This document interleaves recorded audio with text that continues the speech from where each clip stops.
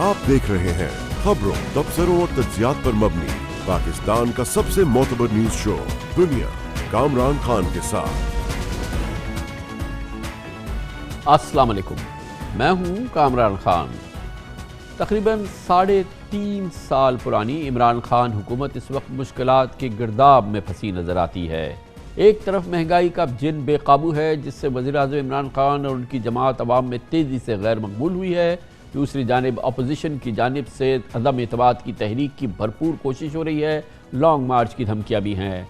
आज वज़ीर-ए-आज़म की सरबराही में पार्टी रहनुमाओं और तर्जमानों का इजलास हुआ जिसमें अपोजिशन की हुकूमत मुखालिफ तहरीक पर जवाबी हिकमत अमली से मुताल्लिक़ मशावरत हुई। पिछले कई दिनों से इस किस्म के कई इजलास हुए हैं। इस वक्त हुकूमत के लिए सबसे बड़ा मसला महंगाई है।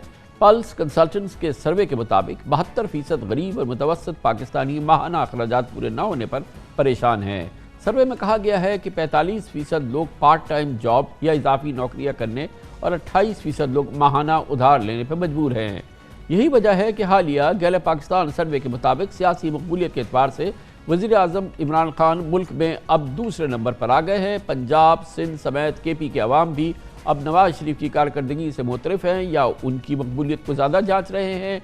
इमरान खान की गैर मकबूलियत की गैलप सर्वे के एग्जीक्यूटिव डायरेक्टर बिलाल गिलानी ने मुख्तलिफ वजूहात बताई।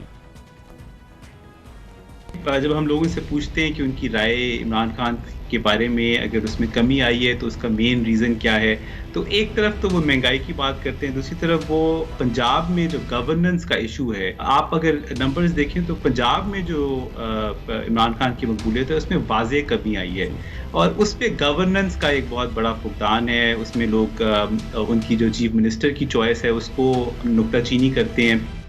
इसी के साथ हुकूमत को सियासी फ्रंट पर मुमकिन तौर पर तहरीक अदम एतमाद के ख़तरे का भी सामना है और ये इस दफ़ा जो ख़तरा है ये ठोस ख़तरा नज़र आता है क्योंकि नंबर्स इस वक्त यकीनन हुकूमत के लिए मुवाफिक नहीं हैं, चाहे पंजाब असम्बली हो चाहे कौमी असम्बली हो, और ज़ाहिर है कि सेनेट में तो हुकूमत की अक्सरियत ही नहीं है।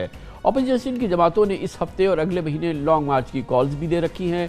पिछले कुछ हफ्तों में चंद गैर मामूली सियासी पेशरफ भी हुई जिनमें सबसे अहम नून लीग के सदर शहबाज शरीफ से जहांगीर तरीन की मुलाकात है और ये बहुत अहम मुलाकात है क्योंकि ये बात यकीनन हवाई नहीं है कि जहांगीर तरीन ग्रुप एक मौसर ग्रुप है जो हुकूमत के अंदर है और उसकी हुकूमत से अमलन क़ता ताल्लुक़ी हुकूमत के डाउनफॉल का बाइस बन सकती है। इससे कबल शहबाज शरीफ ने चौधरी बरादरान और आसिफ अली जरदारी से भी मुलाकात की थी। अब बताया जा रहा है कि आसिफ जरदारी और शहबाज शरीफ कल एक और मुलाकात करने जा रहे हैं।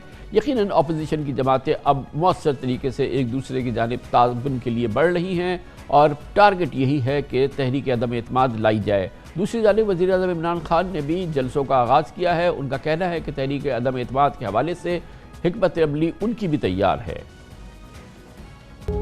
ये जो सारे चोरों का टोला, डाकुओं का गुलदस्ता, ये सब डरे हुए हैं। फजल रहमान इनको डरा रहा है कि जल्दी जल्दी किसी तरह इसको गिरा दो, नहीं तो 2023 का भी इलेक्शन किया।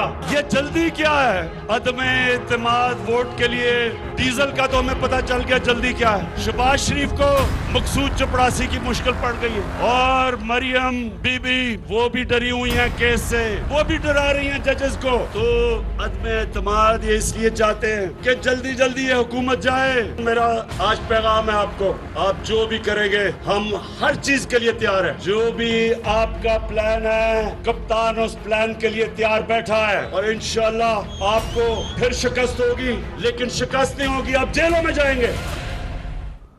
हुकूमत को दरपेश मुश्किलात चैलेंज से निपटने के लिए कितनी तैयारी है, क्या सोच रही है, आज भी इस सिलसिले में क्या फैसले हुए हैं, इनकी बाबत हम जानेंगे। मालूमात हमें देंगे वफाकी वज़ीर तालीम जनाब वज़ीर-ए-आज़म इमरान खान के कलीदी सियासी मुतमिदीन में से एक जनाब शफ़क़त महमूद हमारे साथ मौजूद है। बहुत बहुत शुक्रिया शफ़क़त महमूद साहब। वैसे तो आज का जैसा इजलास है ये बड़ा मामूल होता है आपके, मगर आज तो कहा गया था कि सेंट्रल एग्जीक्यूटिव कमेटी मिलेगी, लेकिन बाद में इसको मुख्तसर कर दिया गया। नहीं, सेंट्रल एग्जीक्यूटिव का इजलास तो नहीं हुआ और मेरा ख्याल है शायद कल मुतवक्को है कि हो जाएगा। लेकिन मैं थोड़ी सी चीज़ें अगर आप इजाज़त दें तो जो आपने अपने इंट्रो में कुछ चीज़ें कही उसके बारे में मैं कुछ अर्ज करना चाहता हूँ। पहली तो बात यह है कि ये नवाज शरीफ की मकबूलियत का मेरा ख्याल है कि ये सारा सर्वे मशकूक बन जाता है, इसलिए कि जो खैबर पख्तूनख्वा में अगर आपने पिछला फर्स्ट राउंड में इलेक्शन में देखा تو اس میں 23 سیٹیں آئیں JUIF کی اور 18 آئیں تحریک انصاف کی اور نون لیگ کی 3 آئیں. تو سندھ میں نون لیگ کی کوئی پریزنس نہیں ہے, بلوچستان میں نون لیگ کی کوئی پریزنس نہیں ہے, ساؤتھ پنجاب میں نون لیگ کی کوئی پریزنس نہیں ہے. تو یہ کس قسم کا سروے ہے جو سروے تو نہیں, سروے کو اگر آپ ایک طرف بھی رکھیں شفقت محمود صاحب, مہنگائی مہنگائی مہنگائی, یہ تو اس میں تو کوئی دوسری بات ہی نہیں. دیکھیں کامران جی, میں مہنگائی کی مسئلے کے بارے میں نہیں میں کہتا, لیکن اگر آپ دیکھیں کہ آپ نے جو منڈی بہاولدین میں جلسہ کیا, ایک جمع غفیر تھا عوام کا. سو یہ کہنا کہ جی بہت بالکل, اور ایک اور سروے میں نے دیکھا جس میں تحریک انصاف کوئی 1 یا 2 پوائنٹ جو ہے وہ PMLN سے آگے. سو یہ سرویز اور اس قسم کی چیزیں آتی رہی ہیں. عوام کی اکثریت اب بھی ہمارے ساتھ ہے. صرف یس بالکل مہنگائی کا پرابلم ہے, میں اس کو ڈینائی نہیں کرتا. اب مجھے آپ بتائیں کہ اگر انٹرنیشنل مارکیٹ میں تیل کی قیمت $100 کے پر پہنچ جاتی ہے تو اس میں آپ بڑی دیر سے میڈیا میں بھی ہیں اور اکانومی پہ بھی آپ کی بڑی گہری نظر ہے. آپ مجھے بتائیں کیا چوائس ہے گورنمنٹ کے پاس کہ وہ سوائے اس کے کہ پیٹرول کی قیمت بڑھے. جب پیٹرول کی قیمت بڑھتی ہے تو اور چیزوں میں بھی ہوتا ہے. تو بہرحال جو باقی یہ ہے کہ جی ہم اس کو گرا دیں گے, وجہ جو ہے وہ آپ نے بتائی کافی حد تک وہ وجہ درست بھی ہے کہ ظاہر ہے کہ international commodity prices sky rocket کر گئی ہیں, لیکن ایک عام پاکستانی کو تو اس سے سروکار نہیں ہے. وہ تو یہ کہتا ہے کہ عمران خان کے دور میں چینی $100 کلو ہو گئی, آٹا $60 کلو, 180 روپے کلو ہو گیا, تیل اتنے روپے کلو ہو گیا, بجلی میری 4 گنا مہنگی ہو گئی. تو وہ پاکستانی کا کیا لگاؤ بچا عمران خان سے اور اس کی حکومت سے؟ آپ بتائیں تو صحیح اس کی کیا وجہ ہوگی کہ وہ لگاؤ رکھے. میں آپ کو بتاتا ہوں اگر یہ بات ہوتی تو فرسٹ راؤنڈ جو ہے خیبر پختونخوا کا, جہاں کے عوام بہت سینسٹیو ہیں اور انہوں نے کبھی کسی دوسری جماعت کو دوسرا موقع نہیں دیا. ابھی جو لوکل گورنمنٹ الیکشن ہوئے ہمیں تو 0 سیٹ ملنی چاہیے تھی نا, اگر اتنی غیر مقبولیت ہوگی. ہمارے اور JUIF میں تو تھوڑا سا فرق ہے اور کچھ ٹکٹ ہم بہتر دیتے تو ہم JUIF سے زیادہ, اور نون لیگ پیپلز پارٹی تو نہ 3 میں ہے نہ 13 میں ہے.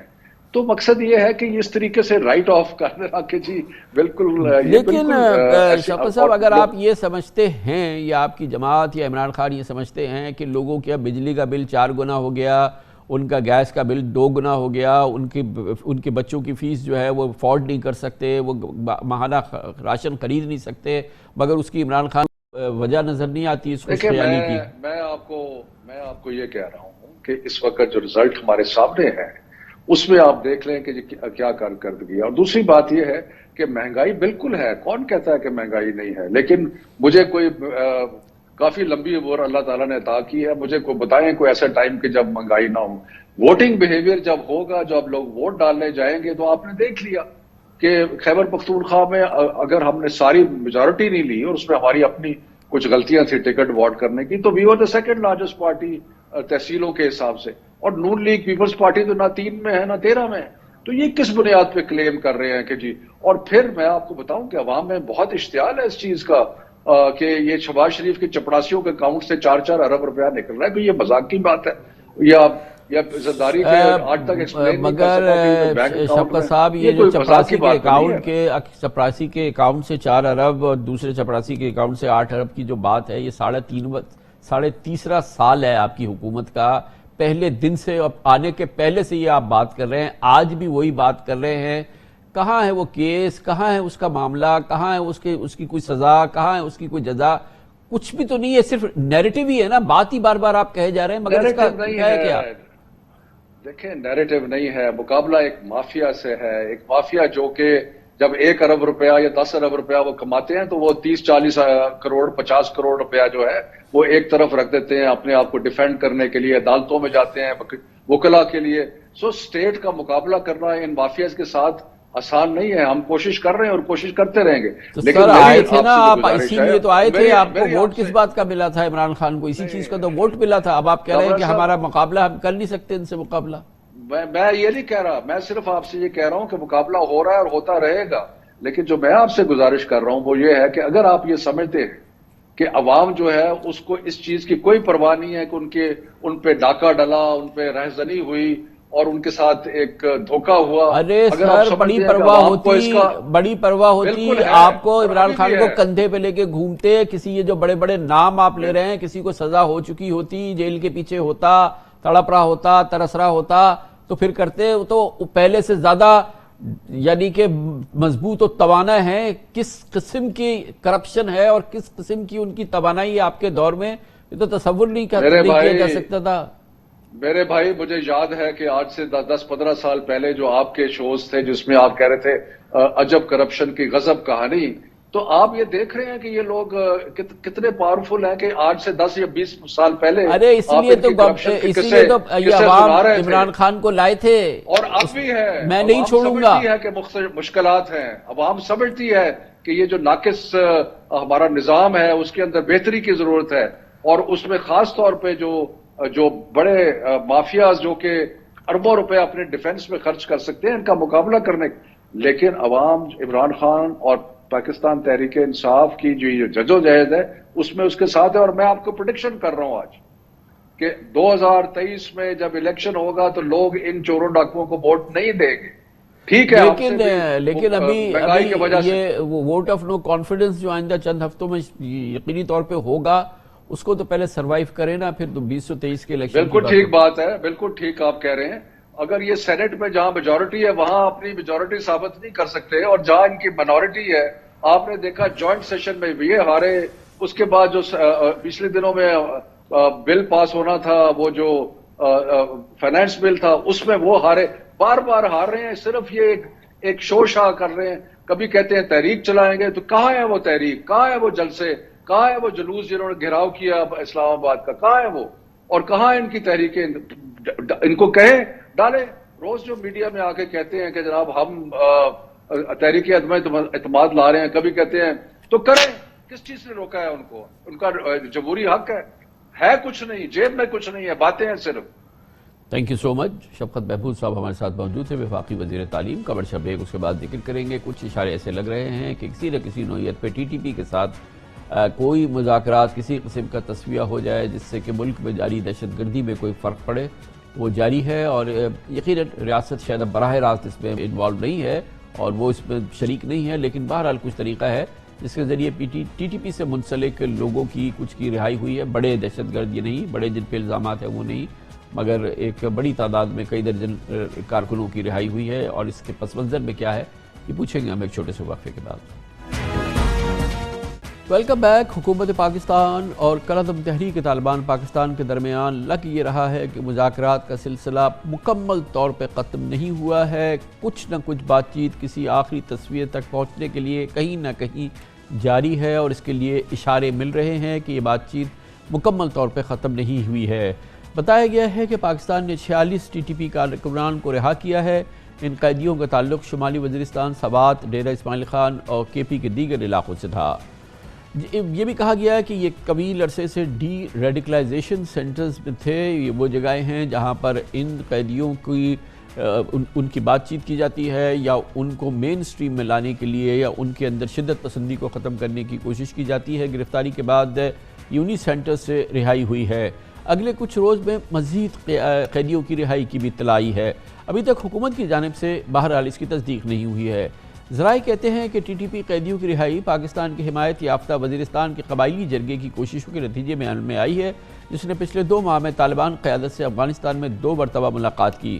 Afghan Taliban T T P اور حکومت پاکستان کے درمیان مصالحت کی کوشش کر رہے ہیں۔ جرگوں سے مذاکرات کی سہولت کاری میں بھی افغان طالبان کی قیادت نے اہم کردار ادا کیا ہے، جس کے بعد ٹی ٹی پی قیدیوں کو رہا کیا گیا۔ تاہم ذرائع کہتے ہیں کہ تحریک طالبان پاکستان کا کہنا ہے کہ رہا کیے گئے افراد اس 100 افراد کی فہرست میں شامل نہیں تھے جن کی رہائی کا ٹی ٹی پی نے حکومت سے باقاعدہ مطالبہ کیا ہے۔ پچھلے سال نومبر میں بھی حکومت پاکستان نے 100 کے قریب ٹی ٹی پی قیدیوں کو رہا کیا تھا، مگر خبریں یہ تھی کہ رہائی ٹی ٹی پی کے مطالبے پہ نہیں بلکہ خیر سگالی کے طور پہ عمل میں لائی گئی۔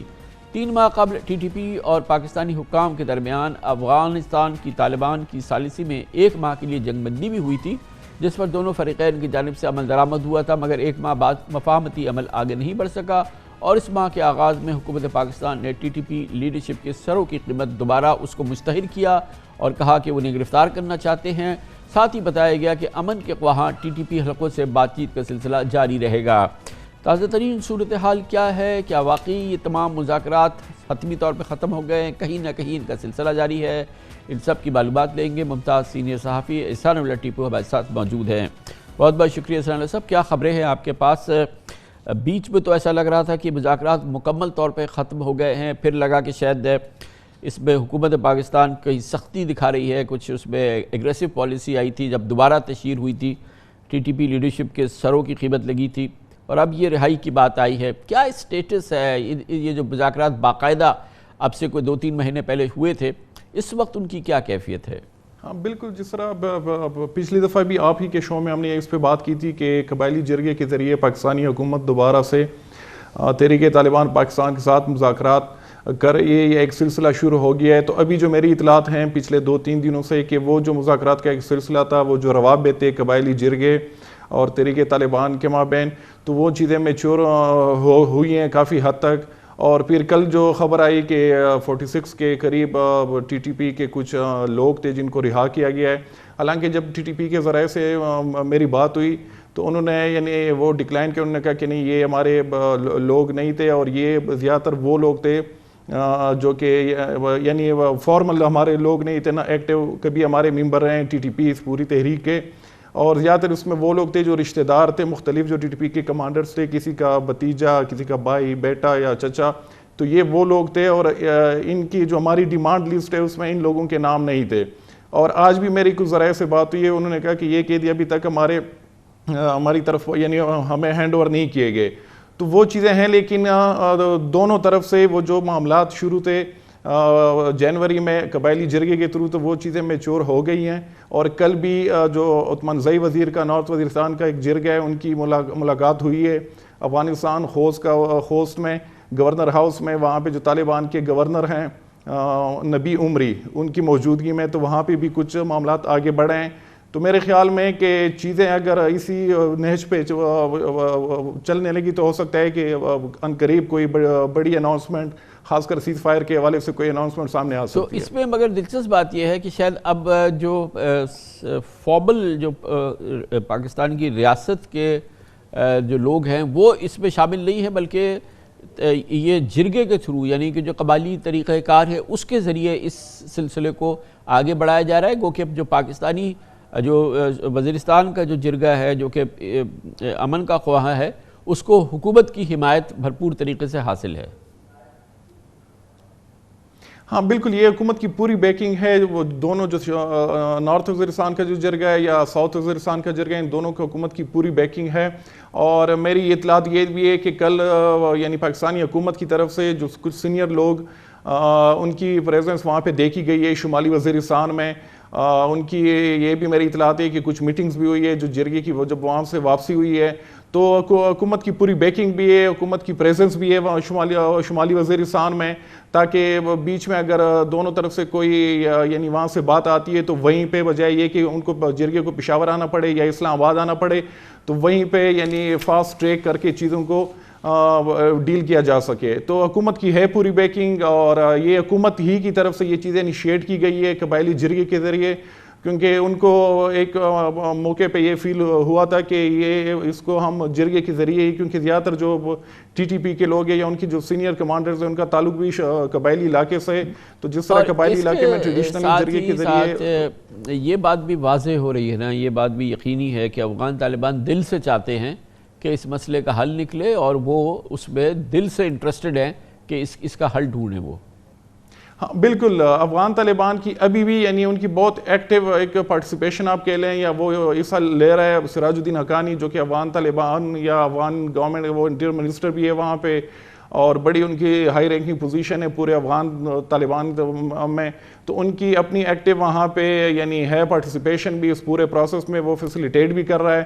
بلکہ ٹی ٹی پی کے ذرائع بھی یہ کہہ رہے ہیں کہ انہوں نے جو ثالث کو پورا اختیار دیا ہے. تو ان کا جب میں نے ان سے پوچھا کہ ثالث سے کیا مطلب ہے، آپ جرگے کی بات کریں یا سراج الدین حقانی کی، تو انہوں نے کہا کہ انہوں نے سراج الدین حقانی کا نام لیا کہ ہم نے پچھلی دفعہ بھی اپنا پورا اختیار دیا تھا سراج الدین حقانی کو، اور اس دفعہ بھی ہم ان کو پورا اختیار دے چکے ہیں. اب گورنمنٹ پاکستان پہ کہ وہ معاملات آگے کیسے بڑھاتے ہیں. تو ان کی ہے بہت یعنی ایک ٹریڈیشنل انفلوئنس بھی رہا ہے ابھی بھی ٹی ٹی پی پہ، اور پھر پاکستانی حکومت کے ساتھ بھی سراج الدین حقانی کے یعنی کافی اچھے روابط ہیں. تو میرے خیال میں یہ حکومت کے لیے بھی اچھا موقع ہوگا کہ ان کے گڈ آفیسز یوز کر کے سراج الدین حقانی کے اگر یہ پیس ڈیل کسی فارمل ایگریمنٹ کوئی ایک باقاعدہ اگر کوئی سمجھوتا ہوتا ہے مفاہمت ہوتی ہے تو اس کی جس لیول پہ پاکستان میں تصدیق چاہیے اس کے لیے تمام سیاسی جماعتوں کو بھی اکٹھا ہونا ضروری ہوگا نا، کیونکہ یہ بات عام ہے کہ اس میں پھر ایک سیاسی طور پہ تمام سیاسی جماعتیں ایک صفحے پر آئیں تو پھر یہ مفاہمت ہو سکتی ہے، کیونکہ اس کی اندرونی طور پہ مخالفت بھی ہے، یہ کوئی آسان سمجھوتا نہیں ہے کسی بھی حکومت کے لیے۔ جی یہ بہت مشکل ہے، یعنی بالکل انٹرنل اگر ہم دیکھ لیں اور خاص کر پارلیمنٹ میں اس پہ کافی ڈیبیٹ بھی ہوئی ہے، تو مختلف جو بڑی سیاسی پارٹیاں ہیں، پیپلز پارٹی کی طرف سے این پی کی طرف سے، تو انہوں نے کافی کنسرنز بھی شو کیے ہیں کہ آپ کس طرح معاف کر سکتے ہیں وہ لوگ جو کہ یہاں پہ یعنی اے پی ایس میں انوالو رہے ہیں، یا باقی ان کی لیڈرشپ بھی این پی کی کافی سینئر لوگ ٹی ٹی پی کے حملوں میں ماری گئی ہے، یا پھر بی بی شہید وہ خود بھی، تو ان کے اپنے کنسرنز بھی ہے اور ایک پرسنل سینٹیمنٹس بھی اس حوالے سے۔ تو واقعی سب سے جو چیلنجنگ ٹاسک ہوگا حکومت کے لیے وہ ڈومیسٹک فرنٹ پہ ہوگا کہ ان پارلیمنٹ کو یا جو سیاسی پارٹیاں ہیں ان کو کیسے وہ کسی ایگریمنٹ پہ کنوینس کر سکے۔ بہت بہت شکریہ احسان لطیف مسعود ہمارے ساتھ موجود تھے۔ کمرشل بریک، اس دوران نیوز ہیڈ لائنز دیکھے، جس کے بعد ہم اپنے پروگرام کے باقی حصے کے ساتھ واپس آتے ہیں۔ انتہائی افسوس کی بات ہے اور یقیناً اس میں کوئی شک نہیں کہ T V channel, social media اور نیوز ویب سائٹ سے جھوٹی خبریں لوگوں کی پگڑیاں اچھالنے، دشنام ترازی کا ایک معمول بن گیا ہے۔ یہ غیر معمولی بات نہیں ہے پاکستان میں، آئے دن اس کی مثالیں سامنے آتی ہیں۔ اس میں یہ معاملہ ہم یہ دیکھتے ہیں کہ اس لیول تک بھی جاتا ہے کہ عدلیہ سے منسلک سپریم کورٹ کے ججز سے، ہائی کورٹ کے ججز کے حوالے سے، فوج کے حوالے سے، فوج کی کلیدی شخصیات کے حوالے سے بھی کسی قسم کی کوئی روک ٹوک نظر نہیں آتی، ہتک آمیز خبروں کی بھرمار نظر آتی ہے۔ اب حکومت نے صدارتی آرڈیننس کے ذریعے جھوٹی خبروں اور دشنام ترازی کو سخت قانون کے تحت کر دیا ہے اور ایک سخت قانون نافذ کر دیا ہے پریزیڈنشل آرڈیننس کے ذریعے۔ Prevention of electronic crime act 2016 میں نئی ترامیم کے تحت پیمرا کے لائسنس یافتہ ٹی وی چینلز کو حاصل استثناء بھی اب ختم کر دیا گیا ہے۔ اب سوشل میڈیا کی طرح ٹیلی ویژن پر کسی فرد یا ادارے کے بارے میں تضحیک آمیز جعلی خبر بھی الیکٹرانک کرائم تصور ہوگی اور اب قابل گرفت ہوگی۔ وزیر قانون بیرسٹر فاروق نسیم نے کل پیکا ایکٹ میں ترمیمی آرڈیننس کی تفصیلات بتاتے ہوئے کہا، جعلی خبر کی تشہیر ناقابل ضمانت جرم ہوگا۔ متاثرہ فریق کے علاوہ کوئی بھی شخص یا ادارہ مقدمہ درج کرا سکے گا۔ کیس کا 6 ماہ میں ٹرائل مکمل ہوگا اور جرم ثابت ہونے پر 5 سال کی سزا بھی ہوگی۔ پیکا میں جو آرڈیننس آیا ہے، ایک تو 3 سال کی جگہ 5 سال سزا ہوگی۔ یہ اب اوفینس جو ہے وہ بیلیبل نہیں ہوگا، وہ نان بیلیبل ہوگا، اور ساتھ ساتھ اس میں یہ ہے کہ اب یہ کوگنیزیبل اوفینس ہوگا۔ اس کا کمپلیننٹ جو ہے وہ کوئی بھی ہو سکتا ہے، پبلک ایٹ لارج بھی ہو سکتی ہے، یعنی کمپلیننٹ یہ ضروری نہیں ہے کہ وہ شخص ہو جس کے خلاف یہ بات کی جا رہی ہے۔ 6 مہینے کے اندر اس کا ٹرائل ہوگا، 6 مہینے کے اندر ٹرائل ختم ہوگا، اور اگر 6 مہینے کے اندر یہ ٹرائل کنکلوڈ نہیں ہوتا، جو ہائی کورٹ ہے، ریلیونٹ ہائی کورٹ ہے، وہ پھر پوچھے گی ریلیونٹ جج سے کہ آپ نے 6 مہینے کے اندر ٹرائل کیوں نہیں ختم کیا، اور اگر اس کے ریزنز پلازیبل نہیں ہوں گے تو پھر اس کے اندر اس جج صاحب کے خلاف ایک ڈسپلنری پروسیڈنگز بھی ہو سکتی ہے۔ یقیناً فیک نیوز، اس قسم کی جھوٹی بے بنیاد خبریں میڈیا کے لیے بھی زہر قاتل ہے، لیکن اس صدارتی آرڈیننس کے نفاذ کے ساتھ ہی سیاسی اور قانونی صحافتی حلقوں میں ایک نئی بحث چھڑ گئی ہے اور اس قانون کو غیر آئینی اور غیر جمہوری بھی قرار دیا گیا ہے اور اسے آزادی اظہار پر حملہ بھی تصور کیا جا رہا ہے۔ اس میں کوئی شک نہیں کہ اگر یہ قانون اس کی روح کے مطابق عمل ہوتا ہے اور اس کو باقاعدہ بہت ہی اسی انداز سے جو اس کا مقصد ہے اس کے لیے استعمال ہوتا ہے تو شاید اس پہ کسی کو اعتراض نہ ہو، لیکن عام خیال یہی ہے کہ یہ یقیناً آزادی اظہار کو کچلنے کے لیے اور پاکستان کی طاقتور شخصیات کو، یا طاقتور جو اس قسم کی شخصیات ہیں جن کے پاس پیسہ ہے یا اختیار ہے، ان کے جو کالے دھندے ہیں یا گورکھ دھندہ ہے جو کہ میڈیا یا سوشل میڈیا کے ذریعے سامنے آتا ہے، کہیں اس کو تحفظ دینے کا ایک ذریعہ نہ بن جائے۔ آئین کا ویسے بھی پاکستان کے آئین کا آرٹیکل 19 آزادی اظہار سے متعلق ہے، جس میں درج ہے کہ اسلام، پاکستان، ملک کی سالمیت اور دفاع، توہین عدالت، امن عامہ اور دوست ممالک سے متعلق عائد پابندیوں کو ملحوظ خاطر رکھ کے ہر شہری کو اظہار خیال اور پریس کی آزادی ہے۔ اس کا مطلب یہ ہے کہ آئین پاکستان آزادی اظہار ضرور فراہم کرتا ہے، لیکن اس کے لیے کئی حدود و قیود کا بھی تعین ہونا ضروری ہے۔ Human rights commission of Pakistan نے پیکا آرڈیننس کو افسوسناک قرار دیتے ہوئے فوری واپس لینے کا مطالبہ کیا ہے۔ HRCP کا کہنا ہے کہ اس قانون کے ذریعے حکومت اور ریاستی اداروں کے ناقدین کو بند کیا جائے گا۔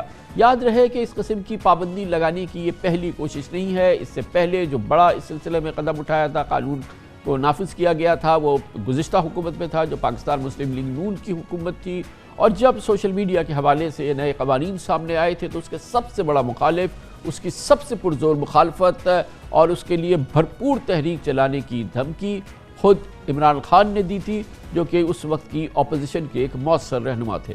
صحافتی تنظیموں APNS، CPNE، PBA، PFUJ، electronic media editors and news directors کی جوائنٹ ایکشن کمیٹی نے اس آرڈیننس کو تنقیدی اور تعمیری آواز دبانے کے لیے ایک ڈریکونین قانون قرار دیا ہے۔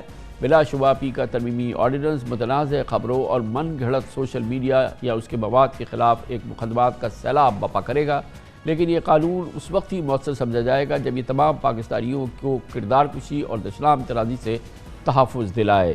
یقینی طور پہ اس حوالے سے شدید تحفظات ہے، اور یقیناً یہ تحفظات کئی طور پہ جائز بھی ہیں، کیونکہ پاکستان میں اس قسم کے قوانین کا بھرپور استعمال ہوتا ہے اور کالا استعمال ہوتا ہے، اور یقیناً یہ قانون جو ہے یہ اسی طرح کے افراد کے تحفظ کا ذریعہ نہ بن جائے جن کے خلاف دراصل ضرورت ہے، جن کے معاملات کو آشکار کرنے کی ضرورت ہے، آزادی اظہار کی اور پاکستان میں میڈیا کی آزادی کی۔ اسی لیے یہ ایک دو دھاری تلوار ہے، دیکھنا یہ ہے کہ اس کی کس دھار کا استعمال حکومت کرتی ہے۔ اس کا ہم تجزیہ کریں گے، اور اس کے لیے ہم نے دعوت دی ہے۔ ہمارے ساتھ موجود ہیں فریہ عزیز، جو کہ سوشل میڈیا اور میڈیا اور اظہار رائے کی آزادی کی تنظیم بولو بھی کی ڈائریکٹر ہے۔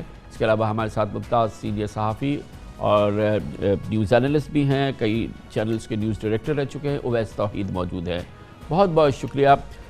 فریہ، یہ بتائیے گا کہ یہ اگر ایک عام پاکستانی سے پوچھا جائے جو کہ سوشل میڈیا کو فالو کرتا ہے، جو ٹیلی ویژن میڈیا کو فالو کرتا ہے، نیوز میڈیا کو فالو کرتا ہے، ٹیلی ویژن کو، وہ اس سے اتنا زیادہ وہ نہیں ہوں گے، ان کو لگتا یہ ہے کہ واقعی اس کا بے پناہ غلط استعمال ہمارے یہاں سوشل میڈیا میں بھی نظر آتا ہے، ہمارے نیوز میڈیا میں بھی نظر آتا ہے۔ تو ایک عام پاکستانی کے لیے بظاہر اس میں کوئی شدید تشویش عیاں نہیں ہوتی، کیونکہ ایک بہت ہی پراگندہ نظام جو ہے اس وقت چل رہا ہے سوشل میڈیا میں بھی اور نیوز میڈیا میں بھی۔ تو اس چاہے اتنا سخت قانون نہ ہوتا، اس انداز کا نہ ہوتا، لیکن کسی شدید روک ٹوک کی تو ضرورت تھی۔ روک ٹوک تو دیکھیے پہلے سے بھی ہو رہا تھا، قانون آئے ہوئے 5 سال ہو چکے ہیں، اور جو پاورز انہوں نے اور مزید اب اپنے لیے لے لی ہیں کہ کوگنیزبل بھی بنا دیا، اس کے باوجود اس کا اطلاق تو اسی طریقے سے ہو رہا تھا۔ اس لیے تو ہم دیکھتے ہیں کہ کورٹس کے ریمارکس بھی آتے ہیں کہ آپ ایز پر لا اس کو فالو نہیں کرتے، تو اطلاق تو اس کے باوجود ان پاورز کے ہونے کے پہلے بھی اسی طریقے سے ہو رہا تھا۔ دیکھیں، ایک تصور ہے کہ سوشل میڈیا پہ بھی لوگوں کو اٹیک کیا جاتا ہے، اور میڈیا میں بھی ہر قسم کی چیز ہوتی ہے اور اس میں بالکل ریگولیشن نہیں ہے، لیکن یہ ایک بالکل غلط تصور بھی ہے، کیونکہ آپ کے پاس پیمرا بھی حرکت میں آتا ہے، پیکا بھی موجود ہے، 5 سال سے یہ قانون، اس کا اطلاق بھی ہو رہا ہے، تو ایسے نہیں کہ ریگولیشن نہیں ہے۔ اب یہ ہے کہ کن لوگوں کو ریگولیٹ کیا جاتا ہے اور کن کو نہیں کیا جاتا۔ اگر آپ عوام کی بات کریں اور عوام کے ایشوز اور کمپلینٹس کی بات کریں، مثال کے طور پہ ہراساں کیا جاتا ہے عورتوں کو یا صحافیوں کو، آپ خواتین صحافیوں کے دیکھیں تو سٹیٹمنٹس کتنی سامنے آئی ہیں، وہاں پہ کتنی ایکشن ہمیں نظر آئی ہے اس قانون کے تحت۔ جہاں کمپلینٹس کی بھی گئی ہیں وہاں پہ عمل نہیں ہوا FIA کی طرف سے۔ یہاں پہ کہہ رہے ہیں کہ ججز کو فائن کیا جائے گا۔ آپ یہ تو کسی سے پوچھیں کہ FIA کس طرح سے کیسز کو آگے لے کے چلتے ہیں، ایویڈنس آتی ہے، پروسیکیوشن وٹنسز ان کے آتے ہیں، جن کیسز میں جو سیاسی موٹیویشن کے بیسس پہ ہوتے ہیں اس میں تو یہ فوراً اریسٹ ہو جاتے ہیں، اور یا دوسرے جو عوام کے لیے ہوتے ہیں وہاں نہیں ہوتا۔ جی فریہ، بالکل آپ نے صحیح کہا، بہت ہی صحیح بات کی ہے۔ اویس توحید صاحب، یہ بتائیے گا کہ ظاہر ہے کہ تشویش جو ہے ایک ہم جیسے لوگوں کو وہ یہ ہے کہ اس قسم کی شکایات جو جائز شکایات ہے، جیسے کہ ہماری خواتین صحافیوں کی شکایت ہے، بہت جائز شکایات ہیں، یا ایک عام آدمی کی شکایت ہوگی، ایک عام پاکستانی کی شکایت ہوگی، اس کی تو کوئی نہیں سنے گا، لیکن اگر کہیں شکایت کسی بڑے نام نہاد بڑے شخص کا یا VIP کا نام آ گیا کسی حوالے سے، اب تو اس کو خود شکایت بھی نہیں کرنی ہے، کسی بھی نام سے کسی بھی شخص کے ذریعے وہ اس آدمی کو جس نے وہ ٹویٹ کیا ہے یا جس نے پروگرام میں کچھ بولا ہے وہ گرفتار ہو جائے گا اور 6 مہینے کے لیے اندر ہو جائے گا، اس کی بیل بھی نہیں ہوگی۔ تو اس کا ایک تاریک اور بہت ہی تاریک پہلو تو ہے. جی شکریہ کامران صاحب، آپ نے کافی اچھی طریقے سے ایکسپلین کر دیا ہے. اس میں دیکھیں یہ ایک تو اعتماد کا فقدان ہے، وہ حکمران کوئی بھی ہو، نون لیگ ہو، پاکستان پیپلز پارٹی ہو، یا پھر اس وقت کی موجودہ حکومت وقت ہو. اور پھر جب آربیٹریری آپ کرتے ہیں، یعنی کہ آرڈیننس کے ذریعے کرتے ہیں، پارلیمان میں نہیں لاتے، اسٹیک ہولڈرز کے ساتھ مشاورت نہیں کرتے، تو پھر اگر آربیٹریرلی آپ کریں گے تو پھر وہ ڈکٹیٹوریل کہلایا جائے گا. اگر ڈکٹیٹوریل کہلایا جائے گا تو اس کا مطلب ہے کہ وہ ڈریکونین لا کہلایا جائے گا، کیونکہ آپ نے کوئی بھی پروسیجر فالو نہیں کیا. یہ لگتا یہ ہے کہ آپ ایک ریاست کے ہاتھ میں، حکومت کے ہاتھ میں ایک ایسا ہتھیار دے رہے ہیں جو آپ کسی پہ بھی چلا سکتے ہیں. یعنی کہ دنیا بھر میں جہاں جہاں پہ یہ فوجداری دفاع کے تحت تھا وہاں پہ ختم کر دیا گیا. یہاں پر اب آپ نے کہا ہے کہ جی فوجداری ایکٹ کے تحت یہ ہوگا، اس کا مطلب ہے کہ نان بیلیبل ہوگا. اچھا اب مجھ پہ الزام لگایا تو میرے خلاف تو ٹرائل آپ نے شروع کر دیا. اگر ٹرائل شروع کر دیا تو جب آپ ثابت کریں گے کہ یہ فیک نیوز نہیں ہے وہ تو 6 مہینے گزر جائیں گے یا مہینے گزر جائیں گے، اس کے بعد آپ کریں گے. اور یہ ان کی قابلیت دیکھیے نا کامران صاحب، 2021 کے اندر 1,02,000 کمپلینٹس رجسٹر ہوئی ہیں ایف آئی اے میں، اور ٹوٹل 15,000 کیسز انہوں نے فارورڈ کیے ہیں. تو اس کا مطلب ہے ان کی کیپیسٹی نہیں ہے، کیپیبلٹی نہیں ہے. آپ نے ان کو اس کے ایمبٹ کو براڈن کر دیا، ایف آئی اے کو پاورز دے دی، آپ نے پولیس کو پاورز دے دی کہ وہ جی ریڈ کرے، اریسٹ کرے. وہاں پہ خواتین کوئی نہیں ہے ایف آئی اے کے اندر جن سے آپ ابھی کسی سے ایک سروے کرا لیں، ایف آئی اے کے اندر بلائیں اور یہ وزیروں اور مشیروں کو بھی کہ یہ ڈفرنس بتا دیں ہمیں کہ فیک نیوز، مس انفارمیشن، ڈس انفارمیشن میں ہے کیا فرق. تو ہم سمجھتے ہیں کہ یہ نیت کے اندر فطور ہے. آلریڈی ایک سینسرشپ جو جس سے آپ گزر رہے ہیں، ایک چیز تو بالکل صحیح آپ نے کہا اویس صاحب. فریہ صاحب یہ بات جیسے آپ نے کہا قوانین موجود ہیں، قانون پہلے سے موجود ہے اور اس کا استعمال نہیں ہوتا، اور اب اس کو مزید ڈریکونین بنا دیا گیا ہے اور آربیٹریری پاورز دے دی گئی ہیں پولیس کو یا ایف آئی اے کو. لیکن دوسری جانب کیا یہ بات درست نہیں ہے کہ خود اداروں نے، یعنی کہ جو میڈیا ادارے ہیں یا میڈیا شخصیات ہیں جن کا کام ہے کہ وہ اپنی خبر کو، اپنی معلومات کو، اس کو چیک کریں، اس کی ایکوریسی کو چیک کریں، اس کی زبان کو چیک کریں، اس کے انداز کو چیک کریں، اس میں دیکھیں کہ یہ کس قسم کی گفتگو ہے یا اس میں کتنی سچائی ہے، وہ بھی تو اسکروٹنی کا عمل اس طرف بھی نہیں ہے نا. چلیں سوشل میڈیا تو بالکل آزاد ہے، لیکن جو پراپر نیوز آرگنائزیشنز ہیں وہاں پر بھی اس کا فقدان تو ہے نا. فقدان ضرور ہے اور ذمہ داری بھی عائد ہوتی ہے، چاہے وہ میڈیا میں ہو یا سوشل میڈیا کے یوزر ہوں، لیکن یہ پھر بھی اس کے جواز نہیں بنتا کہ اس طرح کے قوانین لائے جائیں اور پھر ان کا اس طریقے کا اطلاق ہو. آخر آئین کے کوئی تو وجود ہے نا، برعکس آئین کے آپ کوئی بھی جسٹیفیکیشن کے سماجی یہ مسئلہ ہے اس لیے ہم کیسا بھی قانون لیں اور کسی بھی طریقے سے ہم اس کو امپلیمنٹ کر دیں گے تو یہ تو کوئی جواز نہیں بنتا. اس کے علاوہ یہ قانون 5 سال سے ہے، اس کا دیکھیں تو صحیح کہ اطلاق کس طریقے سے ہوا ہے، کون لوگ ہیں جو اس کا فائدہ اٹھاتے ہیں، اور وہ عوام ہی ہے جس کو آپ کورٹس بھرے ہوئے ہیں. میرے کورٹس جاتی ہوں، دیکھتی ہوں عام عوام کے کیسز کا کیا ہو رہا ہے، پیکا میں بھی کیا ہو رہا ہے ان کیسز کا، وہ کہیں نہیں جاتے، وہ پرائیورٹی نہیں ہے ایف آئی اے کے لیے. لیکن اگر کوئی وزیر، کوئی سیاسی اس میں کچھ ہو تو وہ فوراً آگے ان میں پیش رفت ہوتی ہے. بالکل صحیح. اچھا اویس تو صاحب یہ بتائیے گا کہ اب اس کا کیا کیا جا سکتا ہے؟ مطلب یہ تو ایک آرڈیننس بن گیا، قانون بن گیا، 4 مہینے بعد کچھ عرصے کے بعد جو ہے یہ زائل ہو جائے گا. بہرحال اس کو پارلیمنٹ پہ لے کے جانا ہے، لیکن بظاہر یہ لگتا ہے کہ آئندہ آنے والے ہفتے، مہینے جو ہیں وہ بہت سخت ہوں گے، خاص طور پہ ایسے مٹیریل کے حوالے سے جس میں کسی اس قسم کی جو وی وی آئی پی شخصیت ہے اس کو ٹارگٹ کیا گیا، کیونکہ یہ تو پھر اریسٹ ہوگا اور پھر 6 مہینے تک اس کی کوئی بیل نہیں ہوگی. جی بالکل کامران صاحب آپ صحیح کہہ رہے ہیں. ایک تو تحریک انصاف کی حکومت جو ہے ویسے ہی مشکلات کے گرداب میں ہے، اور پھر جب ساری صحافتی تنظیمیں ہیں، سارے اپوزیشن جماعتیں ہیں، انہوں نے اس قانون کو مسترد کیا ہے ڈسپائٹ کہ ان کے زمانے میں یہ قانون بنا تھا. لیکن مجھے لگتا ہے کہ بہت ہی کمپلیکس اور کمپلیکیٹڈ اس کا وے فارورڈ ہے کہ آپ عدالت کے اندر جائیں گے، اس کو چیلنج کریں گے کہ یہ دیوانی نوعیت کا ہونا چاہیے یا فوجداری نوعیت کا ہونا چاہیے، اور پھر اس کے بعد یہ پارلیمان کا تو حق ہے اور ان کا آئینی حق ہے، لیکن ساتھ ساتھ میں سارے شہریوں کا فریڈم آف پریس کا، آزادی اظہار کا، وہ ہر شہری کو حق حاصل ہونا چاہیے. تو اس پہ یہ قزغن لگائی گئی ہے کامران صاحب. اور دوسری بات یہ کہ میں اگر مختصر آپ مجھے ٹائم دیں، مجھے یہ لگتا ہے کہ یہ ڈیجیٹل ورلڈ سے یا تو لا تعلقی کر دیں، یہ WWW کو ختم کر دیں، کٹ جائیں پوری دنیا سے. اگر یہ آپ دیکھیں جس روز پی کا انہوں نے لاگو کیا، انہوں نے یہ قانون کے اندر امینڈمنٹ لے کر آئے، اسی وقت سوئس بینک کے اسکینڈل آ گیا، ان کے سیکرٹ فائلز ڈسکلوز ہو گئیں. اس میں آپ دیکھ لیجئے کہ افغان جنگ کے اندر جو جرنیل ہمارے شامل تھے ان کے نام شامل ہیں. تو یہ کہاں سے روکیں گے؟ یہ اپنے اداروں کو مضبوط کریں، یہ اپنے اندر شفافیت لے کر آئیں، اور ریگولیشن کے نام پر ریگولیشن بالکل ہونی چاہیے، میڈیا کی لگام بھی لگانی چاہیے، اور غیر ذمہ دار جو ایکٹس ہیں ان کو کورٹ آف لاء کے اندر بھی آنا چاہیے.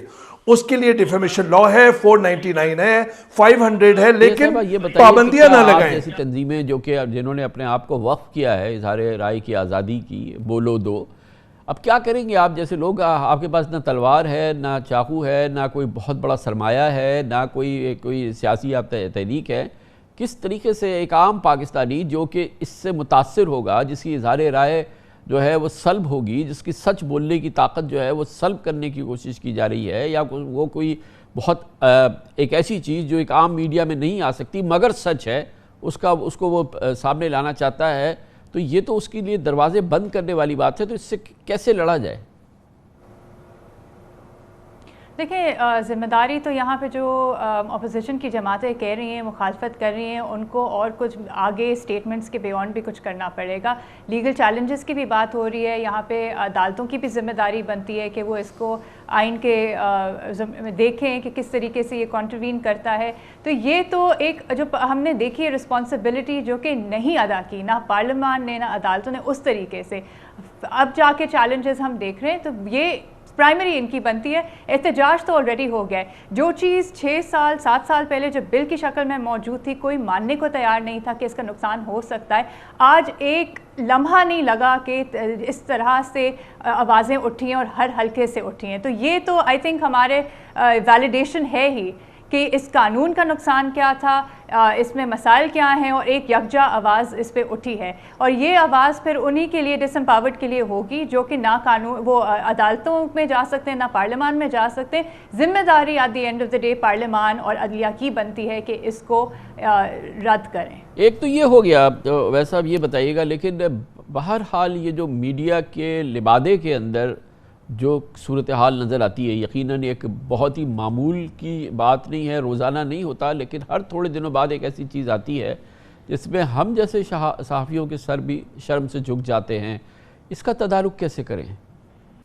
بالکل صحیح کہہ رہے ہیں کامران صاحب کہ آپ ایسے بھور میں پھنسے ہوئے ہیں جو پروفیشنل جرنلسٹ ہیں اور ایڈیٹرز ہیں کہ وہ کیا کریں. اتنی حاشیہ کھینچا ہوا ہے، ایک طرح سے اتنا پولرائز انوائرمنٹ ہو گیا ہے، پولیٹیکل ڈومین بھی، پبلک ڈومین بھی، اور میڈیا کے اندر بھی بدقسمتی سے. اور ہمارے کچھ صحافتی سائیوں نے، بعض صحافتی ساتھیوں نے، اور وہ باریک لکیر جو جرنلزم اور ایکٹیویزم میں تفریق لاتی ہے اس کو کراس کر دیا ہے. یہ کہنا پڑے گا ہمیں، یہ تلخ حقیقت ہے. لیکن ساتھ ساتھ میں آپ کامران صاحب یہ دیکھیے وہ بھی کر دیں، وہ جرنلزم کو یا خبر کو تجزیہ بنا دیں، تبصرہ بنا دیں، اس پہ مسلسل اس کو کامنٹ بنا دیں، خبر کو نہ کریں، لیکن سراسر جھوٹ، سراسر بالکل 100% جھوٹ، اور جس کی کوئی ذرا سی بھی کوئی جڑ نہ ہو اس کو اتنی قوت سے اور اتنی یعنی کہ اپنی پوری قوت کے ساتھ جو ہے اس کو پھیلانا،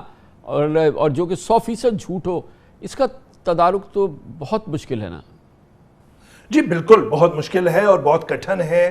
اور یہ جو اسٹیٹ رن میڈیا ہے، جہاں پہ اسٹیٹ رن میڈیا سے ٹرانزیشن ہوئی ہے، اس کے اندر بہت سارے پرابلمز ہیں اور آپ بخوبی واقف ہیں. اتنی تفصیل میں تو نہیں جا سکتے، لیکن یہ ہے کہ ایڈیٹر کے رول کو مزید آپ جو اس کی سینکٹیٹی تھی، تقدس تھا، اس کو برقرار رکھنا ہوگا اور ایکسٹرنل فیکٹرز اس میں انٹرفیئر نہ ہو. ایڈیٹر اگر وزراء مشیران بننے کی کوشش کریں گے اور یہ بتائیں گے کہ کیا اداریہ ہونا چاہیے اور کیا خبر ہونی چاہیے، تو پھر تو اٹس اے ڈوم سے سینیریو. دیکھیے قوانین کامران صاحب بنتے ہیں، وہ بنتے ہیں ریاست اور عوام کے درمیان اعتماد کو فروغ دینے کے لیے. ایسے کالے قوانین بنانا حکمرانوں کے لیے جو اعتماد کی وہ جو فروغ کے بجائے خودکشی کے مترادف ہو, اس سے اجتناب کرنا چاہیے. اور یہ بالکل صحیح ہے کہ ذمہ دار صحافت کے لیے ریگولیشن ہونی چاہیے. بہت بہت شکریہ. اویس توحید ہمارے ساتھ موجود تھے, سینئر صحافی ہیں, کئی نیوز چینلز کے نیوز ڈائریکٹر رہ چکے ہیں. فریہ عزیز ہے, بہت مؤثر کام کر رہا ہے ادارہ, ان کی آرگنائزیشن بولو بھی اظہار رائے کی آزادی کو پاکستان میں یقینی بنانے کے لیے اور اس کے خلاف سازشوں کو ناکام بنانے کے لیے.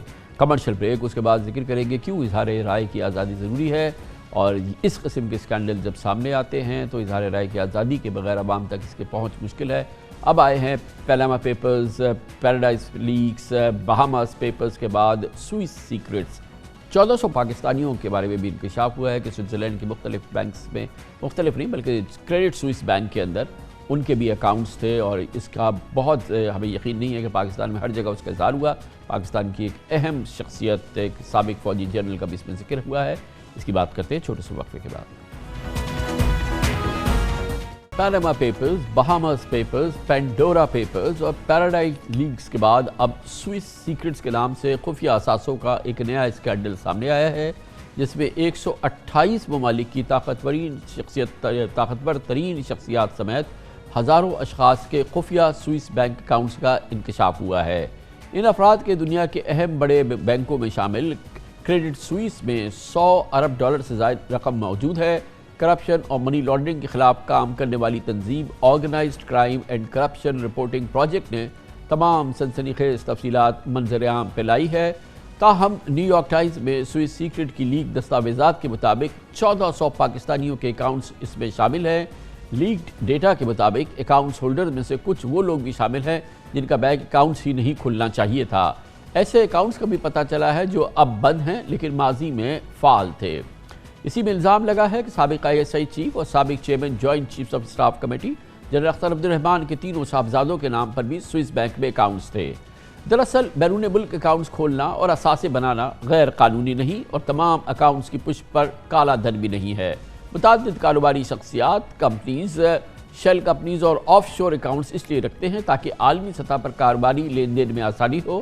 البتہ ایسے لوگ ضرور قصوروار تصور ہوں گے جنہوں نے مثال کے طور پر پاکستان میں اپنے غیر ملکی اثاثے ڈکلیئر نہیں کیے, یا جنہوں نے مختلف ایمنسٹی اسکیمز کا بھی فائدہ نہیں اٹھایا اور اب تک ان کے اثاثے خفیہ ہیں. حوصلہ افزا بات ہے کہ FBI اب آف شور کمپنیز کے مالکان کو بھی نوٹسز بھیج رہا ہے.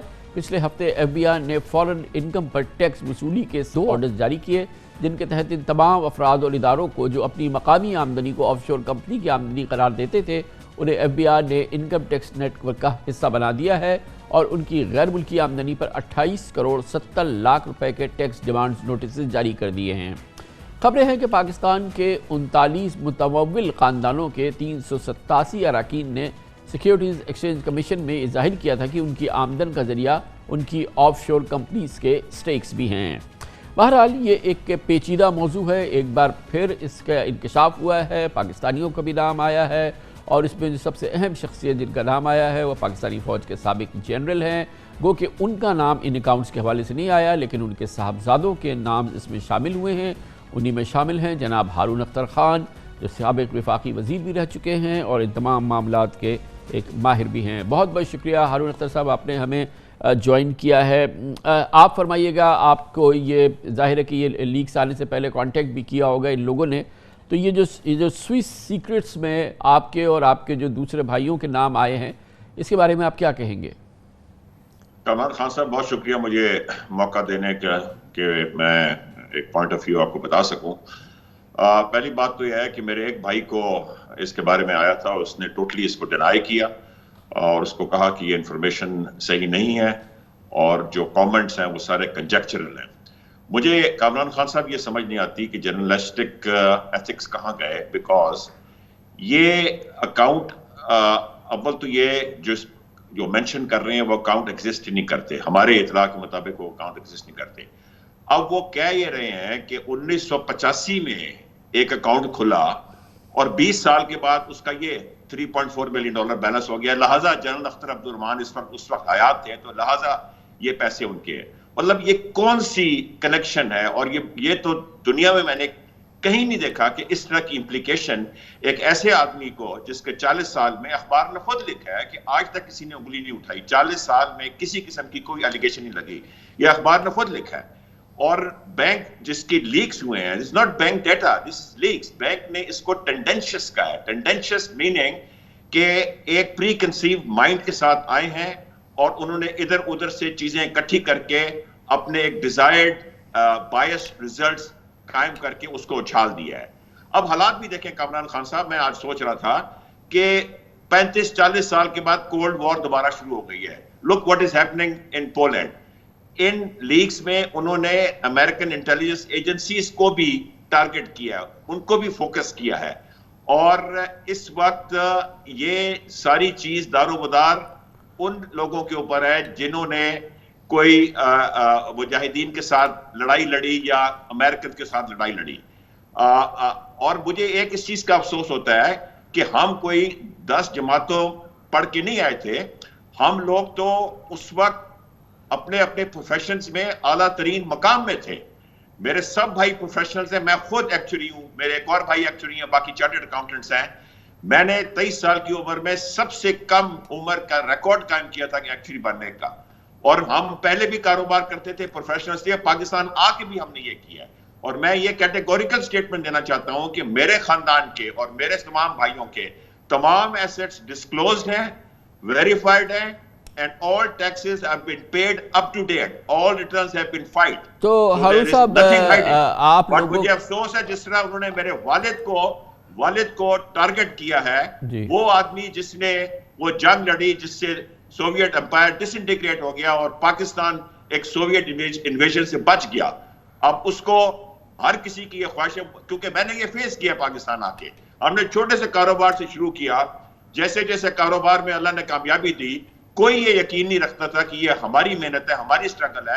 ہر چیز میں یہ میرے شہید والد کا نام بیچ میں لاتے ہیں. تو ہارون صاحب یہ بتائیے گا کہ آپ کے بھائیوں کا جب آپ باہر تھے آپ کے فورن اکاؤنٹس رہے, آپ لوگوں کے کبھی سوئس اکاؤنٹس تھے یا کریڈٹ سوئس میں آپ لوگوں کے کبھی اکاؤنٹس رہے؟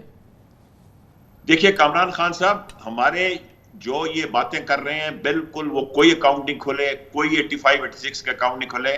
ہم کاروباری آدمی ہیں, ہم ملٹی نیشنلز کے ساتھ کام کرتے ہیں, ہم ایکسپورٹرز ہیں, ہمارے لیٹر آف کریڈٹس کھلتے ہیں, ہمارے جوائنٹ وینچرز ہیں.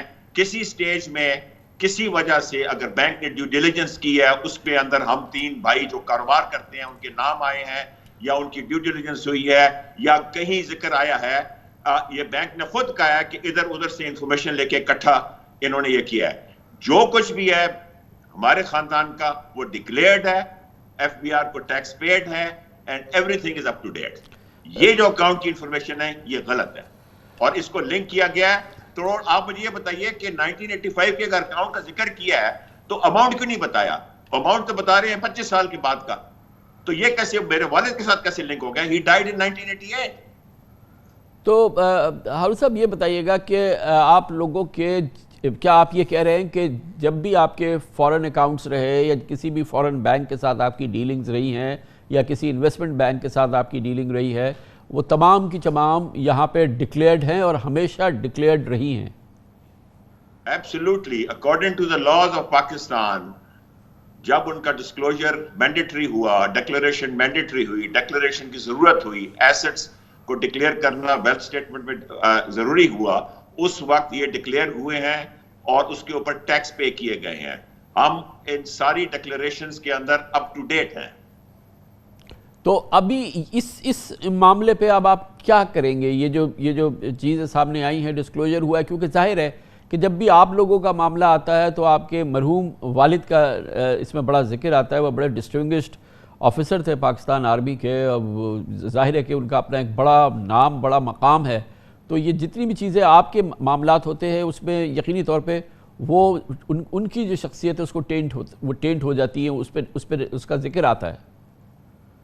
کامران خان صاحب, مجھے اسی بات کا بڑا افسوس ہے اور as a proud child of a great father, ہم بھائیوں کو یہ بڑی تکلیف ہوتی ہے کہ ہمارے ملک میں کوئی بھی اگر بڑا کام کر جائے تو اس کو کنٹروورشل بنانے کی پوری کوشش کی جاتی ہے. اور جب بھی ہم نے کسی قسم کا کاروبار کیا ہے، ہماری جو سٹرگل ہے وہ ہمارے کاروباری ساتھیوں سے پوچھیں، ہمارے بزنس مین ایسوسیٹ سے پوچھیں کہ ہم کتنے سٹرگل سے یہاں تک پہنچے ہیں. اگر ہمارے پاس جو لوگ سمجھتے ہیں کہ یہ ویلتھ تھی اور والد کی ویلتھ تھی، تو ہمیں اتنی بھاگ دوڑ، اتنی محنت کرنے کی ضرورت تھی اور 32 سال اپنی ایڑیاں رگڑنے کی ضرورت تھی اس لیول تک پہنچنے کے لیے. تو افسوس ہوتا ہے. یہ بتائیے گا اور کہ میں کیا کہہ سکتا ہوں، بیسیکلی جب بھی یہ بات ہوتی ہے تو یہ اس کووڈ آپریشن کی ہوتی ہے جو افغان آپریشن کے دوران ہوا، اور جس میں یہ تو کوئی چھپی ہوئی بات نہیں ہے کہ ISI کا بڑا کرٹیکل رول تھا اور ساری دنیا سے اس کی سپورٹ ہوتی تھی. لیکن کبھی کیونکہ اس کا ایک بڑا حصہ جو تھا وہ US کووڈ سپورٹ تھا جو کہ CIA کے ذریعے آتا تھا، کبھی کسی US انکوائری کا، یعنی کہ کوئی کانگریشنل انکوائری ہو، کوئی کانگریشنل پروب ہو، کوئی کانگریشنل، یا یہ کہ US کوئی انکوائری ہو، کوئی ہو کہ US منی جو ہے وہ یوزرپ ہوئی ہے، یا US منی جو ہے وہ اس کو جو ہے مس اپروپریشن ہوئی ہے یا ہوئے، کبھی اس قسم کی کسی چیز کا آپ کے بھائیوں کو کبھی سامنا کرنا پڑا؟ کیونکہ بہرحال جو ڈسکشن ہے، جو فوکس ہے، وہ اماؤنٹس جو ہیں، وہ پیسے جو ہیں، وہ تو بہرحال US ایسٹ ہے، US پیسے تھے وہ. ایبسلیوٹلی کامران خان صاحب، آج تک نہ کبھی کسی نے بات کی ہے، نہ کبھی کسی نے انگلی اٹھائی ہے اور اس آپریشن کی تعریف کی ہے کہ یہ کتنا کلین کٹ آپریشن تھا. اور اگر خدا نہ خواستہ یہ کلین کٹ نہ ہوتا تو اس کے آپ بڑے کرپشن کے داستانے سنتے ہیں، اور یہ کامیابی نہیں ہوتی، وہ کرپشن کی کامیابی ہوتی. اور بلکہ اخبار جس نے یہ بات کی ہے اس نے یہ لکھا ہے کیٹیگوریکلی کہ 40 سال میں ان کے اوپر کسی قسم کا کوئی رانگ ڈوئنگ کا چارج نہیں لگا. یہ کیٹیگوریکلی لکھا ہے اس نے. بٹ مجھے سمجھ نہیں آتی کہ 85 کے اکاؤنٹ کا ان کو یہ بھی نہیں پتا کہ اکاؤنٹ کتنی ویلیو سے کھلا تھا. اگر میرے والد پہ چارج لگا رہے ہیں انڈائریکٹلی وہ بھی، تو وہ کیسے انہوں نے لنک کر دیا کہ کیونکہ 25 سال بعد اس اکاؤنٹ میں تھے پیسے تھے، لہٰذا 85 میں کیونکہ جنرل اختر زندہ تھے اس لیے یہ ان کے اکاؤنٹ ہے. اور پورے آپ دیکھیں نا، پورے 1400 کیس ایک طرف کر دیے اور یہ ایک چیز پوری اچھالی گئی ہے. اور کچھ لوگوں کو شوق ہے ہمارے جرنیلوں کو اٹھانے کے لیے، اور وہ انتظار کر رہے ہوتے ہیں اس طرح کی مس انفارمیشن کو استعمال کرنے کے لیے. اس کا افسوس ہوتا ہے. میں تو ایز اے سن افسوس ہی کر سکتا ہوں، اور کیا کر سکتا ہوں. بہت بہت شکریہ جناب ہارون اختر خان، اس پورے معاملے میں اپنے اور اپنے خاندان کا دفاع پیش کر رہے تھے، اپنا موقف دے رہے تھے جو ہم نے آپ تک پیش کیا. کمرشل بریک، اس کے بعد ہم اس پورے معاملے کا پروفیشنل ٹیک لیں گے، تجربہ کار اور ماہر شخصیات اس پورے معاملے کا، یعنی کہ بیرون ملک اثاثے، چھپے ہوئے اثاثے، آف شور کمپنیز، ٹرسٹ اور شیل کمپنیز. اس کا توڑ کیسے ممکن ہے؟ توڑ تو ہو رہا ہے. حکومت پاکستان کیسے لوٹی ہوئی دولت واقعی واپس لائے، اس کی بات کرتے ہیں چھوٹے سے وقفے کے بعد.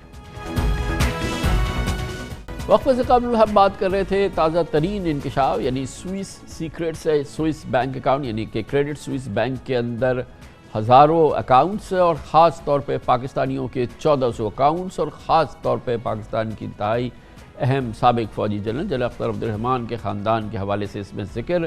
جنرل اختر عبدالرحمان کے صاحبزادے اپنا دفاع، اپنا موقف پیش کر رہے تھے. لیکن یہ پورا معاملہ، یعنی کہ یہ آف شور اکاؤنٹس، یہ شیل کمپنیز، یہ ٹرسٹ، یہ جو ادارہ بنے ہوئے ہیں مغرب میں، بینکس جو تحفظ فراہم کرتے ہیں، جو جگہ فراہم کرتی ہے دنیا بھر سے اس قسم کے اثاثوں کی رکھنے کے لیے، چھپانے کے لیے اور ان کی سرمایہ کاری کے لیے، اس سے کیسے چھٹکارا ہو سکتا ہے؟ حکومت پاکستان سے واقعی جو دولت لوٹی گئی ہے اس کی جڑ تک کیسے پہنچ سکتی ہے، اور لوٹی ہوئی دولت دراصل کب پاکستان واپس آ سکتی ہے؟ اس موضوع پر بات کرنے کے لیے ہمیں جوائن کر رہے ہیں ٹیکس امور کے اور انٹرنیشنل ٹیکس امور کے ماہر، تجزیہ کار اور نیوز کالمسٹ جناب ڈاکٹر اکرام الحق ہمارے ساتھ موجود ہے. بہت بہت شکریہ ڈاکٹر صاحب. پینما، بہاماز، پینڈورا، پھر پیراڈائز، اب سوئس سیکریٹس، کیا مطلب یہ صورتحال جو ہے یہ اب کسی صورت سے بھی چونکا دینے والی ہے آپ جیسے ماہرین کے لیے؟ اس لیے نہیں کہ یہ انکشاف ہوا ہے، کوئی ایسی چیز اس میں نئی آئی ہو جو کہ اس سے پہلے کبھی اس کا احساس نہیں تھا؟ جی، پہلی دفعہ کامران خان صاحب ہم نے دیکھا کہ اس میں امریکہ کی جو انوالومنٹ تھی اس کا بھی ذکر ہوا ہے، اور ابھی فائنینشیل ایکشن ٹاسک فورس کا اجلاس بھی آج شروع ہوا ہے.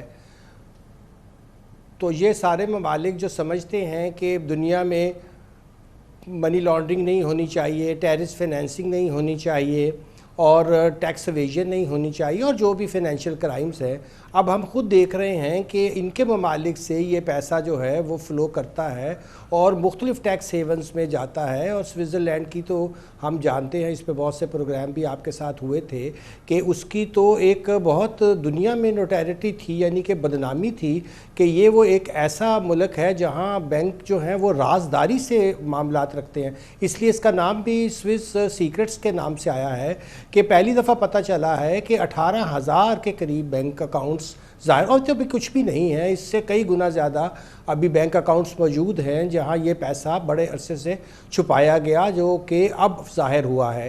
ظاہر ہے کہ اس میں ایک ہسٹورک پرسپیکٹیو بھی ہے، یعنی تاریخی پس منظر بھی ہے کہ اتنے پرانے اکاؤنٹس کو اب کیوں بتایا گیا ہے، ایسے کہ یہ اعتراض کرتے ہیں لوگ. مگر ظاہر ہے کہ کرائم، فائنینشیل کرائمز جب بھی ہوا ہو، اگر اس میں کوئی پولیٹیکلی ایکسپوز لوگ شامل ہیں، اس میں کوئی بزنس مین ہے یا کوئی اور بھی ایسے لوگ ہیں، تو ان کا نام تو سامنے آنا چاہیے. اور اس میں صرف پاکستان کا نام نہیں آیا، آپ نے دیکھا کہ دنیا بھر کے ممالک میں ہم نے دیکھا کہ جو وہاں کے ایون ہیڈز آف اسٹیٹ ہیں، پھر وہاں کے جو بہت یعنی کہ انٹیلیجنس ایجنسیوں کے جو ہیڈز تھے، پھر ہم نے دیکھا بہت بڑے بڑے جو بزنس مین تھے اور بھی بہت جو سیاسی لوگ تھے، ان سب کا تذکرہ ہوا ہے. تو میں سمجھتا ہوں کہ اس میں پہلی دفعہ پاکستان میں اس معاملے میں بہت ہاتھ ہلکا رہا ہے. پاکستان نے اگر اس کی ہم یہ نہ کہیں کہ حوصلہ افزائی کی، تو کبھی ہمت شکنی بھی نہیں کی ہے. پاکستان کا جو ٹیکس نظام تھا، پاکستان کا جو نظام تھا، اس میں اس قسم کی رقوم کی آمد و رفت جو تھی اس پہ کوئی پابندی نہیں تھی، اور اس قسم کے اثاثوں کی آمد و رفت پہ پابندی نہیں تھی. اور یہ تو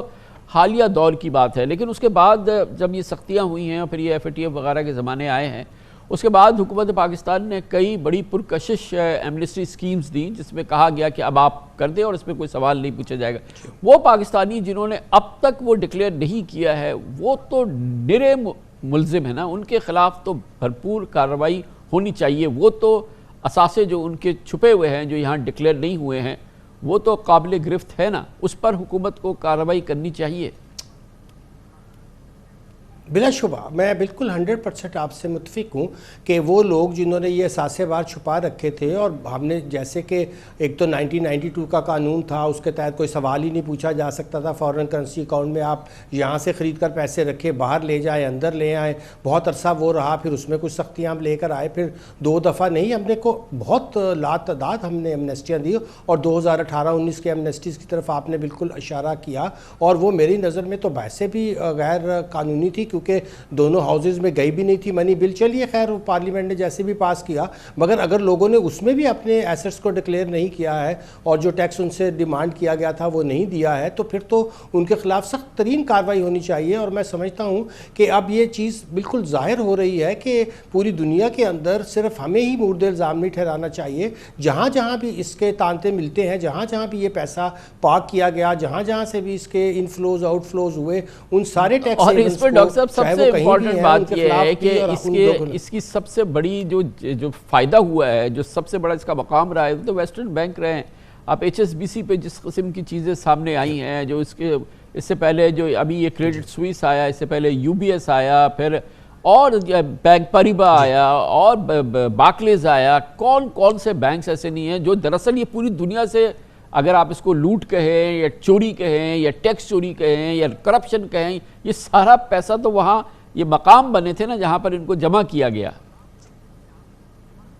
جی ہاں، بہت افسوس کا مقام ہے کہ یہ لوگ ہمیں تو گرے لسٹ میں رکھتے ہیں، اور یہ ہمیں یہ کہتے ہیں کہ جی آپ کے ہاں جو ہے وہ لاز جو ہیں وہ صحیح نہیں ہیں، آپ نے یہ کام نہیں کیا، آپ نے وہ ایکشن پورا نہیں کیا، باوجود اس کے کہ پاکستان کو تو بلکہ کریڈٹ ملنا چاہیے تھا. مگر ہم پہ تو یہ بہت سخت جو ہے وہ ہاتھ رکھتے ہیں. مگر اپنے ممالک میں دیکھیے تو انہی کے جو بڑے بڑے بینکس ہیں، یہ ان میں سے کوئی بھی بینک ایسا نہیں ہے جو پاکستان میں ہو یا جس کی کنٹرول پاکستان کے پاس ہو، اور انہی بینکوں کے ذریعے ہمارے لوگ بھی اور باہر کے لوگوں کا بھی ڈاکٹر صاحب یہ بتائیے کہ اب تو یہ زمانہ بالکل بدل گیا ہے. اب شفافیت کی بات ہو رہی ہے، اب ٹرانسپیرنسی کی بات ہو رہی ہے، اب بینکس اپنے آپ کو کھول رہے ہیں.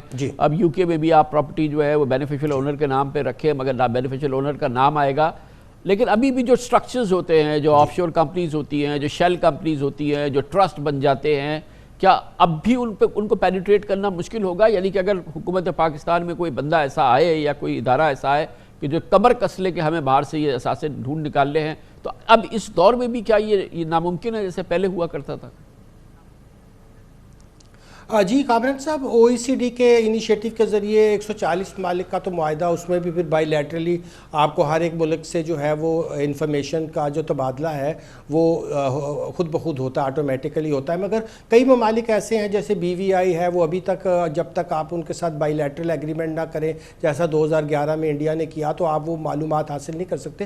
تو لوگ بہت سی شیل کمپنیاں اور بہت سی جو ہیں آف شور کمپنیز وہاں بناتے ہیں، پھر وہاں سے سرمایہ کاری ان ممالک میں کرتے ہیں. جیسے برطانیہ خود آپ دیکھیں کہ برٹش ورجن آئی لینڈ تو انہی کے پاس ہے، اور وہاں بہت سی سرمایہ کاری جس میں بڑے بڑے پولیٹیشنز بھی ہیں اور بھی بڑے بڑے نامی گرامی لوگ ہیں، وہ ان کے ملک میں کرتے ہیں اور اس کے خلاف کوئی ایکشن نہیں ہوتا. تو پاکستان کو بھی چاہیے کہ وہ ان تمام ممالک کے ساتھ، جس میں سوئٹزرلینڈ بھی ہے، بیویا اور بھی جہاں جہاں بھی ٹیکس ہیونز ہیں، ان سے جو معلومات کا تبادلہ ہے اس کو رفتار کو تیز کرے. اور پھر صرف اسی کو تیز نہ کرے بلکہ جن لوگوں کی معلومات آئیں ان کے خلاف کوئی کارروائی بھی کرے. اور یہ نہیں کہ ان کو صرف آپ استثنا دیتے رہیں، ان کو ایمنیسٹیاں دیتے رہیں، ویورز دیتے رہیں. یہ تو بڑے افسوس کی بات ہے کہ یہاں سے وہ رقم جس کے اوپر ٹیکس ادا نہیں کیا گیا، یا لوٹ مار کی ہے، یا کرپشن کی ہے، منی لانڈرنگ کی ہے، یا ایون آپ ڈرگ ٹریڈ بھی کہہ سکتے ہیں، اور ٹریڈ ریلیٹڈ جتنے بھی کرائمز ہیں اور فائنینشیل کرائمز کی ایک اوورال جو ڈیفینیشن ہے، اور پھر ہماری اینٹی منی لانڈرنگ اور ہماری کمبیٹنگ فائنینشیل ٹیررزم کے جو لاء ہیں اور بہت سے قوانین ہیں، کرپشن کے اگینسٹ بہت سے قوانین، خود یونائٹڈ نیشن کا بہت بڑا اس میں انیشیٹو ہے. آپ کو سٹولن جو ہے ایسٹ ریکوری کا بارے میں بھی انیشیٹو ان کا بہت بڑا ہے. تو سارے ممالک کو بشمول پاکستان کے کوشش کرنی چاہیے. Thank you so much. Doctor Ikram ul Haq ہمارے ساتھ موجود تھے. اس کے ساتھ ہی ہمارے آج کے پروگرام کا اختتام ہوتا ہے. کل آپ سے پھر ملاقات ہوگی انشاءاللہ. کل تک کے لیے کامران خان کو اجازت. اللہ حافظ. ناصر.